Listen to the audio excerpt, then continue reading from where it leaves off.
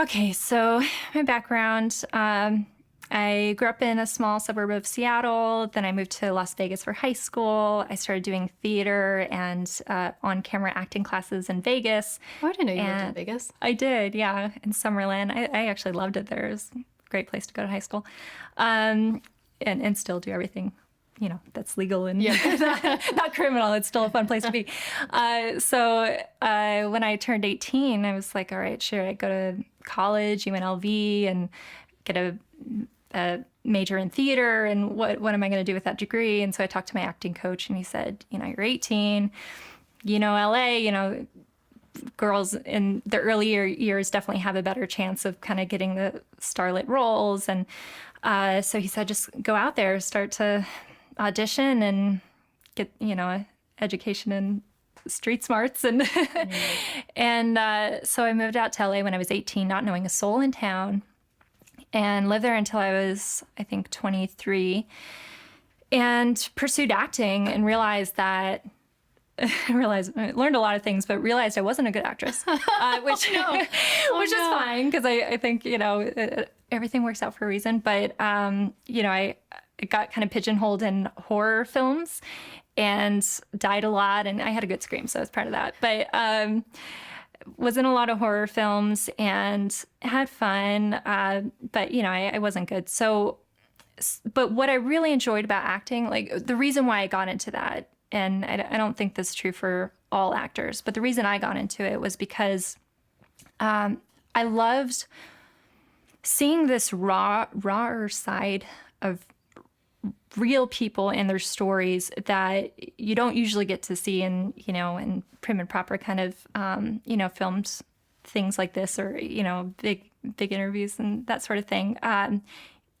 At least through film, you can see those darker moments of what people go through. And so my favorite films were ones that were based on true stories. So Boys Don't Cry, Monster, Erin Brockovich. I have a theme here of, powerful women, serial killer women. But, one way or another, they were very confident. Strong women. Female characters, let's put it that way, whether they're good or bad. So that's why I got into acting, was I loved seeing that rawer side of the human experience. So while I was living in LA, I was very isolated. I'm also an introvert, so I kind of, self-isolate. But I had an unlimited subscription to Blockbuster when that was still around. Oh my God. I know. So I exhausted every independent film with a laurel on it and just watched them all. And once I got through all those, I'm like, well, what's next? And so I started watching documentaries. And I rented Jesus Camp. And that was the one that I was like, this is amazing, because it is showing this side of humanity that isn't shown in that kind of raw light usually. And I grew up evangelical Christian, so I really appreciated how the filmmakers showed the side of, Jesus camps and that kind of thing, that in a way that was respectful to the people and didn't comment on, what to make of it. As an audience, as a viewer, you can just make whatever you want, and really all it inspires is conversations afterwards with the people who watched it with you or at a different time. And I just really love that. And also it kind of gave me the maybe false confidence to think that I could make documentaries as well, because they filmed it on one camera, no lighting, traveling. And I thought I could do this, foolishly. And so that's how I started my first documentary when I was 21 years old. It was called Daddy, I Do. It was about sexual education in America, but it particularly looked at this movement called purity balls, where girls as young as 6 years old would go to a prom-like event with their father and vow to remain a virgin until marriage. And the father would vow to protect his daughter's chastity, and either a ring or a white rose would be exchanged as, a symbol of the promise. And I found this movement to be really fascinating, because I would have done that if that was around when I was growing up. But then as a 21-year-old woman in LA, I realized I don't know, or I questioned if it was really a good thing for girls to go through, to put your sexual purity on that kind of pedestal, and then what happens after, especially if you lose it in a way that you didn't want that to have happen, or, was different than your hopes. And a great example of something that I think illustrates the issue with purity movements is there was a TEDx talk by Elizabeth Smart. And I've liked Elizabeth Smart ever since. And she was the one that was abducted. She was, yeah. I forget how old she was, maybe 12. But she was abducted and I think held captive for 9 months or something like that by a man and woman, husband and wife. And, tortured her, raped her, all these things. And she came out and did a TEDx talk about this, and it's great. I highly recommend it. But she talked about how she knew she had opportunities to escape because they would go out in public and she was told to be quiet by her captors, but she did see opportunities to escape. But partly the reason why she didn't was because she thought, who would want me now? Because she grew up very strict Mormon, and she thought, I'm damaged goods now. What kind of life can I have after this? And, that's just so heartbreaking to me to think that, the way she was raised and taught about sex would lead her to believe that being with people who kidnapped her and tortured her and raped her would be better than the rest of the world. So that inspired this documentary. Well, actually not Elizabeth Smart. I just really love her as a person. And also when I was younger, people told me I looked like her. So that's why I kind of started learning about her story. But that's just an example of, I think what's going on for a lot of women who grew up in very strict religious, kind of sexually suppressed environments. But then you also have this other swing of the, embracing promiscuity and that sex before marriage isn't a problem. And, I'm not for that either. I'm not for going so far where you don't teach people, men and women, both how to be very, make educated decisions and know the consequences of those actions. And, of course, even saying that I know can upset certain groups of people. I'm not saying that, you bring, some kind of rape or assault or anything. I don't think any crime can happen to you when you're yourself not, Well, it's funny you bring that up, and I know this is kind of going off on a side note, but it's funny, I do think of that too, because you hear, if this is what you're saying, another example of that might be, oh, don't dress super revealing if you don't want that kind of attention. Mm-hmm. And, some people would say, and I think this is what you're saying, don't, you can't say that.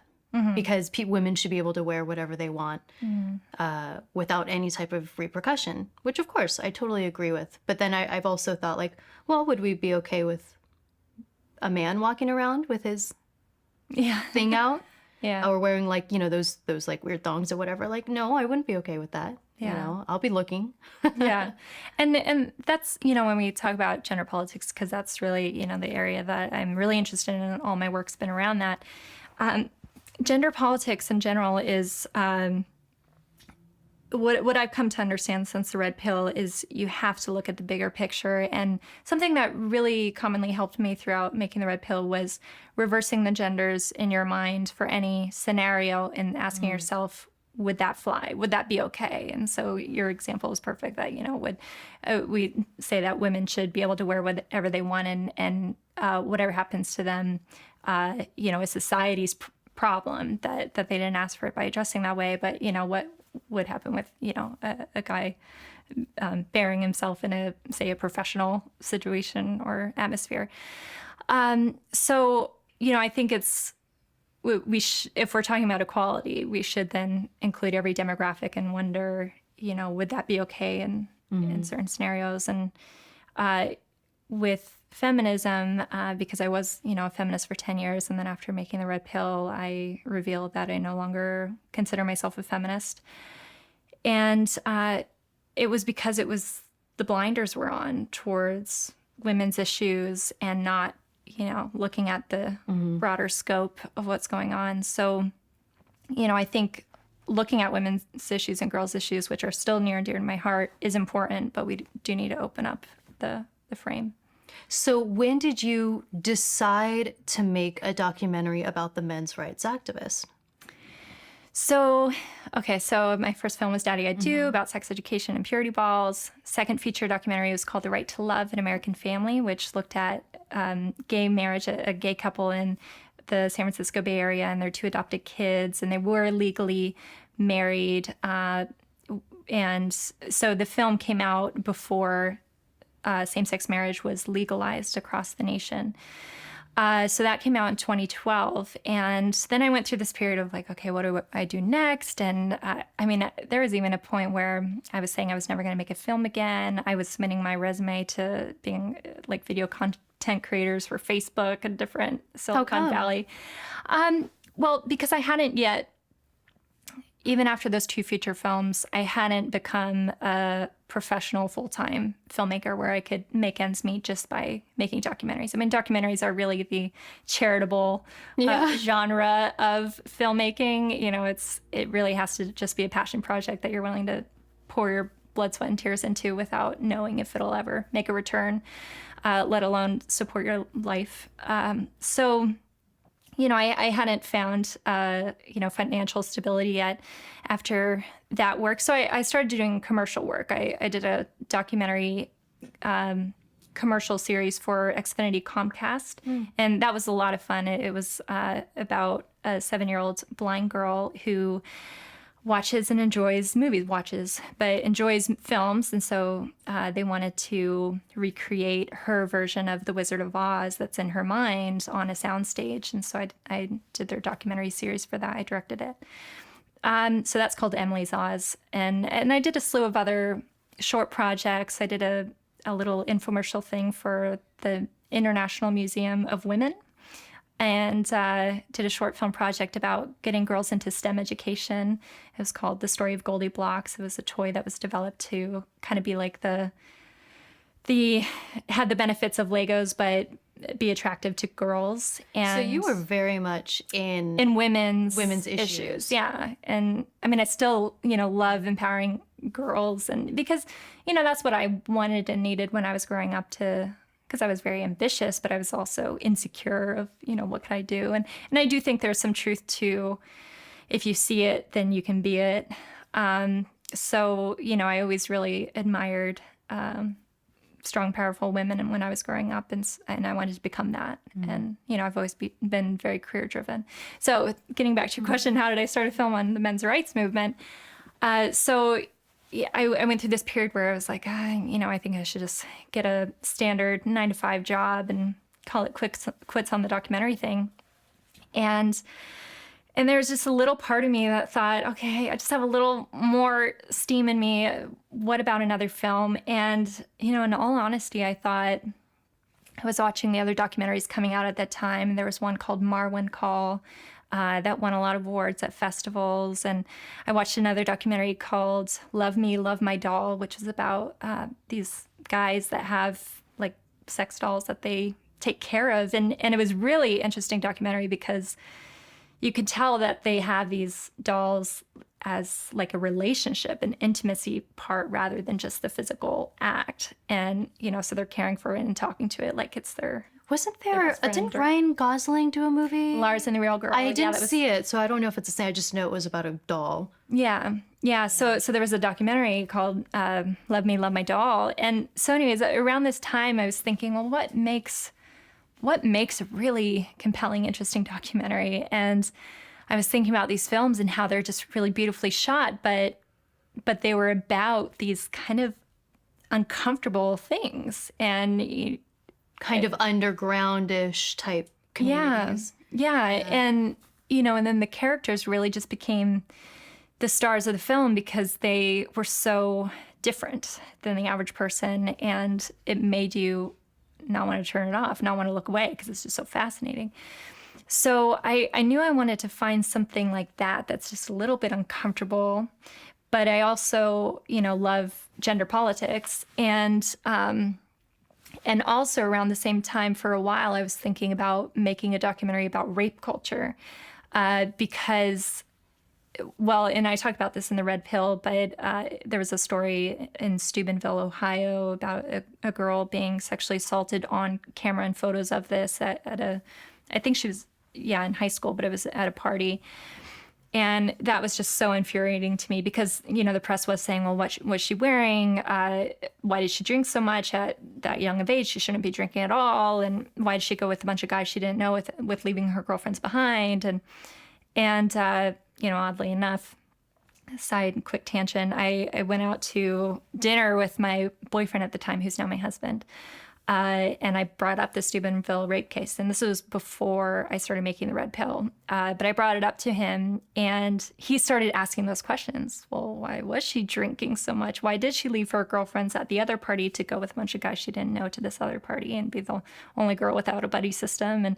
And so we were in a sushi restaurant. I like that you remember every detail. It was a pivotal moment in our relationship. It was probably still today the worst fight we ever had. And I just started crying like Reese Witherspoon and Legally Blonde, where it's like, I was making a scene, and then, I wouldn't talk to him the rest of the dinner. And then we, drove home because we were living together at that point. And I threatened to leave in my car to go to my parents' house to spend the night. And he wouldn't let me leave in the car. He wanted to talk it through. And we kind of just put a pin in it. And it's not like I, saw the light or changed in that night at all. It was more just like, all right, we had this fight, this happened. But it always stuck with me about, okay, why did I react that way? Why did he ask those questions? Is he a misogynist? Is he a rape apologist?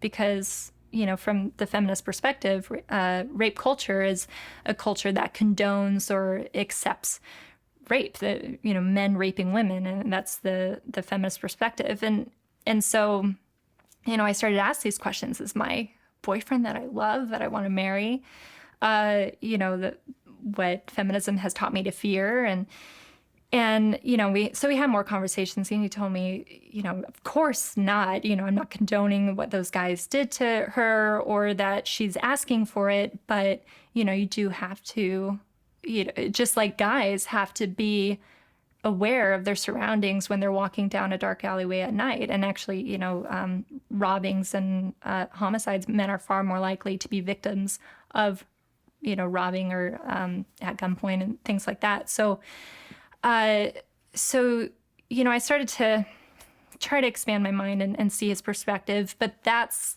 kind of so all this jumbled together, I wanted to make another documentary, the rape culture thing, my boyfriend and our big fight. And then I was researching rape culture, and I was wanting to figure out, well, what is perpetuating and causing this? And that's when I stumbled down the internet rabbit hole of finding a men's rights website called avoiceformen.com, and they were the largest and fastest growing men's rights online hub. And by far, especially at the time, they were the most provocative, and the person who started it, Paul Elam, who we interview in the Red Pill, he's, definitely a provocateur. He says things to get a rise out of people. And I definitely went through my own kind of understanding and transition of what I initially thought of him to now how I've kind of made peace with who he is and how he acts. But so that's basically how I found the men's rights movement. I thought I was going to be making a documentary about misogynist creeps that was going to be, that I was going to film fly on the wall and just let them be pigs. And I thought, okay, be their misogynist selves. Yeah. And you were going to document that. Yeah. So that's really what I went in thinking. And, even to this day, like if I think really hard about it, I could have made that film if that was my goal, and, tried harder to find the anonymous trolls online and say that they're a men's rights activist, and thrown away all the very reasonable interviews that I got with men's rights activists and the issues that they talk about that, I ended up really sympathizing with. So, I that could have been the film, is just, finding the creepiest guys and getting them caught off guard and with creative editing and frumpy music to make them, look a certain way. Well, why didn't you make that film? because when I really started, it took 3.5 years to make the film. Oh, wow. And I think when you sit with your video footage and everything you've learned and then fact check and go down multiple internet rabbit holes to really figure out what they're trying to say, once you do all that work and really sit with it and consider it and have more of an open mind, but ultimately be seeking truth, there was no way I could make the frumpy misogynist pig documentary that probably would have gone to many high-profile film festivals and been distributed on big platforms. And, I think that actually would have been a more successful film because of the way mainstream media has gone on gender politics right now. But with that said, The Red Pill still is way more successful than I ever imagined it could be. And I think why is because it speaks to so many people's real life experiences around the world. It's not just an American issue, it's world. And it also riles up a lot of people. So that also had something to do with getting it talked about. It hit a lot of different heartstrings or nerves for different people. Yeah. Well, you said something in your TED Talk, I think it was, that we talk about here all the time in regards to journalists and interviewers today. You said that you realized that when you were interviewing these men, you realized you weren't actually listening to them and that you were anticipating. Are you able to talk about that? Yeah. So I talk about that in my TEDx talk. I did a TEDx Marin talk. And that is probably the most accurate summary of where I've ended up since making The Red Pill. And, so for people who want to attack the Red Pill movie, feel free to, but really base it on, what is said that you're disagreeing with.